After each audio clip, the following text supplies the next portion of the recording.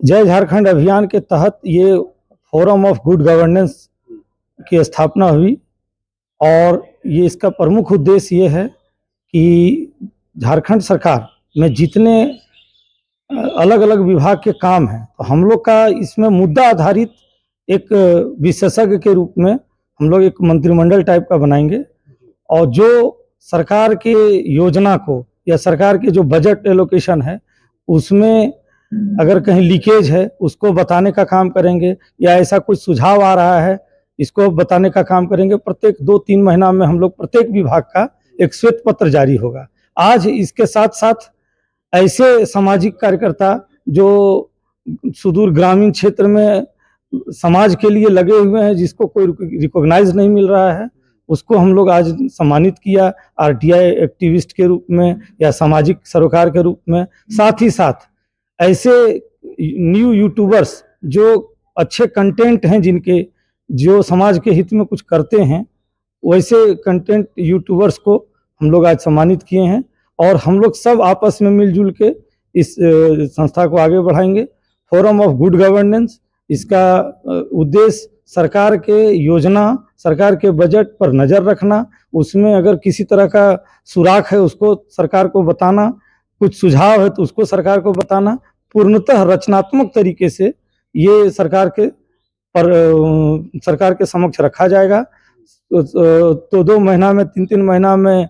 प्रत्येक विभाग का, चूंकि मुद्दा आधारित विभाग है इसमें, जैसे डीएमएफटी फंड अभी ज्वलंत मुद्दा है, विस्थापन का कुछ अब दक्षिणी छोटा नागपुर में जाइएगा तो उत्तरी छोटा नागपुर में तो विस्थापन का मामला ज़्यादा आ रहा है। तो इस तरह का ज्वलंत मुद्दे के आधार पर विशेषज्ञ या कहिए तो उसके मंत्री रहेंगे, उसके साथ एक उस पर जो रुचि रखने वाले जो टीम है उसके साथ काम करेंगे और इस तरह हम लोग ये संस्था का forum of good governance accountable बनाना है। यस, सरकार की जवाबदेही अब तय करनी होगी, चूंकि कहीं ऐसा लगता है कि इस योजना में कुछ लीकेज है तो वो सरकार को उस संदर्भ में सुझाव देना है, या कुछ लग रहा है कि कुछ गड़बड़ झाला है तो वो भी सरकार को सुझाव देना है। प्रत्येक 2 महीना 3 महीना में हम लोग इसका एक श्वेत पत्र जारी करके सरकार को इस दिशा में हम लोग सूचना देंगे। में वैसे लोग हैं जो प्रोमिनेंट लोग हैं जो नामचीन इस फोरम में पूरे झारखंड में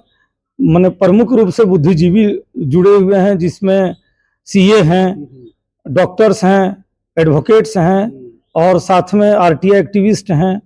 इस लोग जुड़े हुए हैं और बहुत लोग हम लोग से संपर्क कर चुके हैं जो अभी आज कार्यक्रम में ठंड की वजह से या कुछ न कुछ कारण की वजह से नहीं आ पाए हैं। अगले कार्यक्रम में हम लोग और इससे बड़ा करके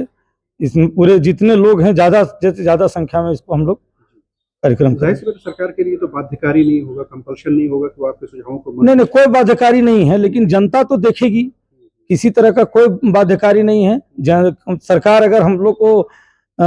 लोग की बात सुनती है तो सरकार को ही लाभ है, हम लोग को लाभ नहीं है। सरकार को ही लाभ है जिससे जनता को सहूलियत होगी बहुत सी कामों में, सरकार भी एक तरह से जवाबदेही होगी हम लोग के कार्य को लेकर। और भी बहुत सारे जो ऐसे फोरम है, ऑर्गेनाइजेशन है, एनजीओज हैं जो इस तरह काम कर रहे हैं, उससे ये क्या डिफर है? ये डिफर इसलिए है कि चूंकि मुद्दा आधारित किसी तरह का कोई काम नहीं चल रहा है और वो सरकार को आईना दिखाने और सरकार का विरोध करने में लगे हैं। हम लोग का पूर्ण रूप से रचनात्मक तरीके से इसमें सरकार का सहयोग करना है कि भाई आप ये योजना लाएं, इसमें ये लीकेज है, आपका फंड यहाँ गलत तरीके से ये रहा है, उस चीज को एक श्वेत पत्र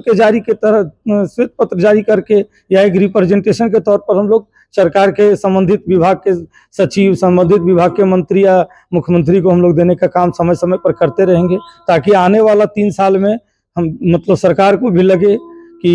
ये ऐसी संस्था है जिसका जरूरत हम लोग को पड़ सकती है। क्योंकि हमारे साथ माने ग्रामीण से ग्रामीण लोग जुड़े हुए हैं और साथ में मुद्दे आधारित जैसे डीएमएफटी का फंड का उपयोग दुरुपयोग, ये सब चीज में बहुत से ऐसे राजनीतिक कार्यकर्ता आरटीआई एक्टिविस्ट हैं जो नजर रखे हुए हैं और जो जानकारी रखे हुए हैं। सरकार के पास कुछ बातें पहुंच रही है, कुछ नहीं पहुंच रही है, ये समय समय पर हम इसको करते रहेंगे। क्या नाम